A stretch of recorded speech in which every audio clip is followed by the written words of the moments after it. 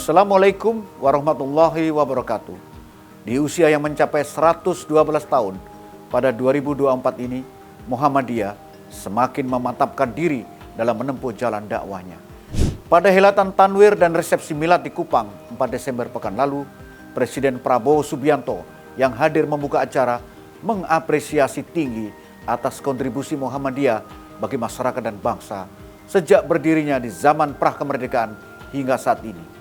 Presiden Prabowo yang mengkuantifikasi institusi yang dikelola Muhammadiyah dari mulai rumah sakit, sekolah dasar dan perguruan tinggi, pesantren, hingga besarnya peran kader Muhammadiyah dalam berbagai arena perjuangan dalam mendirikan sekaligus membangun bangsa ini.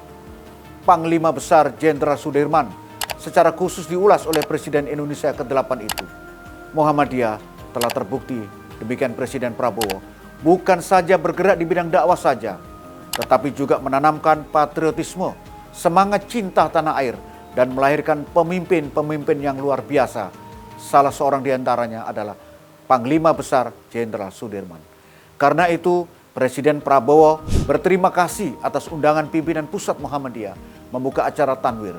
Presiden merasa penting untuk hadir dan berbicara dengan para pemimpin Muhammadiyah yang merupakan kumpulan para tokoh, guru dan ulama sebagai panutan yang harus dihormati. Kendati demikian, pada saat menutup tanwir, Ketua Umum Pimpinan Pusat Muhammadiyah, Profesor Dr. Haidar Nasir, mengingatkan kepada seluruh warga perserikatan agar tetap rendah hati dan tidak sombong. Dalam sambutannya, Ketua Umum Pimpinan Pusat Muhammadiyah, Profesor Dr. Haidar Nasir, juga berterima kasih kepada pemerintahan Prabowo Gibran yang telah mempercayai jumlah kader Muhammadiyah, baik kader struktural maupun kader kultural, berkiprah dan mengabdikan dirinya di jajaran pemerintahan.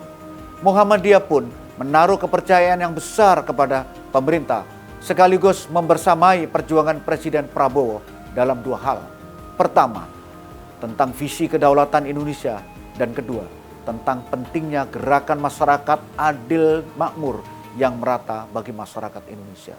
Karena itu, pada tanwir dan milad ke-112 tahun ini, Muhammadiyah mengangkat tema menghadirkan kemakmuran untuk semua sebagai bentuk satunya visi Muhammadiyah dengan negara yang kita cintai bersama ini. Ikhwal pilihan tema menghadirkan kemakmuran untuk semua pada tanwir dan milad kali ini didorong oleh satu semangat bahwa kemakmuran sebagai kondisi sejahtera lahir dan batin, dan negeri tanah tercinta yang kaya raya ini dikelola menjadi negeri yang makmur ada dalam spirit tiga hal, yaitu pertama, cita-cita nasional, yakni ingin mewujudkan Indonesia yang bersatu, berdaulat, adil dan makmur. Kedua, secara sosio-historis, masyarakat Indonesia mengenal kalimat Gemah Ripah Lojinawi, negeri yang aman, damai dan penduduknya sejahtera, lahir dan batin. Ketiga, dalam perspektif Islam ada konsep Baldatun Thayyibatun Warabul Ghafur yang dalam surat Saba disebutkan, yang artinya sungguh pada negeri Saba, di tempat mereka berada ada tanda-tanda kekuasaan Allah di kanan kirinya, tanah yang subur makmur, dan mereka diperintahkan Tuhan, makanlah yang dari Allah rezekinya kepadamu dan bersyukurlah, negerimu adalah negeri yang baik dan Tuhanmu adalah Tuhan yang maha pengampun. Yang keempat, dalam perspektif kelahiran Indonesia, kemakmuran harus disertai dengan keadilan untuk semua.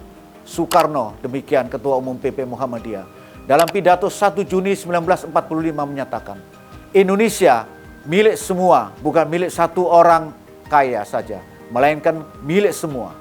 Muhammad Hatta ketika merumuskan pasal 33 Undang-Undang Dasar 1945 menyatakan bahwa pasal 33 adalah politik kemakmuran ekonomi dan kesejahteraan sosial yang menjadi sendi dasar ekonomi terpimpin, di mana pemerintah hadir untuk mensejahterakan rakyat bagi kemakmuran seluruhnya.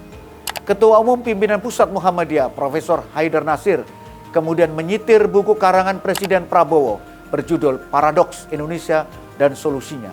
Presiden Prabowo menyatakan dalam buku itu bahwa membangun Indonesia, menyelamatkan negara, membangun kemakmuran, dan mengurangi kemiskinan memerlukan pemerintahan sebagai pelopor. Pemerintah bukan wasit, tetapi pemerintah harus berperan sebagai pelopor yang berbeda paham dengan neoliberal. karena kita menganut paham ekonomi konstitusi. Haidar Nasir seolah mengingatkan kepada sang penulis buku, yaitu Presiden Prabowo sendiri, bahwa terlalu lama kekayaan Indonesia dibawa ke luar negeri, saatnya dibawa kembali ke negeri sendiri. Nasrun minallah wa fatun qarib. Wassalamualaikum warahmatullahi wabarakatuh.